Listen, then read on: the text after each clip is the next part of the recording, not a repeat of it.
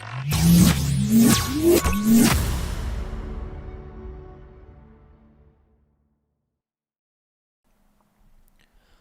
and welcome back to the Market Mechanics course. This is Market Mechanics 104, types of order flow and data feeds. So whenever you're going to buy a data feed, you're going to get some level of data, right? As we discussed, you need to purchase a data feed that grants you access to the order flow data. The first type is market by price data feed, level 1, top of book. So when you get this and you open your depth of market, right, this guy, you're basically only going to be able to see the first two levels. As you can see here, 100 and 99. I have 23 and 29, right? Only the first two. So you're going to see the total amount per level of price. Market by price. Same with the orders. You're going to see all of the orders coming inside. That's all the data you get. Or you can get a market by price data feed, level 2, that shows you the full market depth. This, for example, is a full depth book. Right? You can see a lot of levels inside of the book. So you see all the levels up, all the levels down. You can see if there's areas of liquidity that are significant. For example, here I can clearly see, if I make this bigger, that I have 160. There's a big seller here, and yeah, there's other big sellers here. So these are areas that are likely going to be visited by buyers. Okay. But still, I just know the total amount. The next level is seeing every single order, okay? Because here it can be, this 5 contracts could be one big 5 contract order or multiple small orders of 1 each. That's market by order data. Or level 3, MBO, market by order.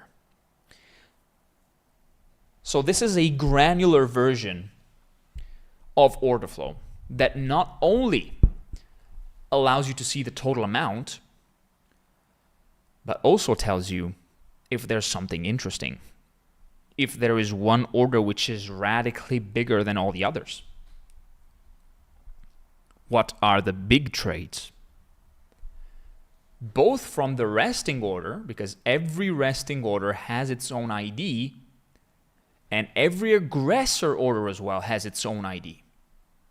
So both from the aggressors and from the resting orders, thanks to MBO, market by order data, the exchange is granting us access to order IDs.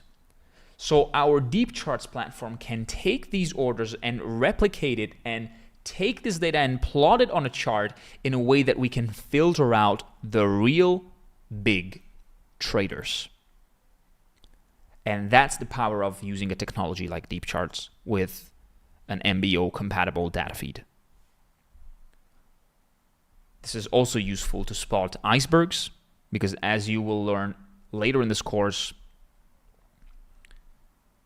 smart money tries to hide, and it is able to hide from price action traders, but they cannot entirely hide from order flow traders. And that is going to be all clear thanks to MBO data. So to summarize the features of each type of data feed, you have market by price level 1, which is enough for basic footprint charts. Volume profile, you just need level 1. No need for level 2, no need to pay a lot of money. Which by the way is $20 a month, $20 or $30 a month. It's not good for depth of market analysis. So if you want to see liquidity areas and stuff like that, you're not going to be able to see it with level 1. With level 2, yes, you have the full access to the DOM, to the depth of market, the whole order book with all of the buyers and the sellers and all of the liquidity areas. That's level 2. It's essential, especially if you want to use heat maps like Deep DOM. Level 3 data is crucial because it provides order IDs that allows our technology to aggregate fractional trades and native icebergs, which we'll get deep in the next lessons. The most common futures data feed are DXFeed, Rithmic, and CQG. Rithmic being the only one that has fully accessible and fully, let's say, playable with APIs. So with Rithmic, you can see native icebergs specifically. With DXFeed, you can also have level 3 data, but you don't have, there's some problems with the APIs that we're trying to solve. You can see big trades, for example, with DXFeed,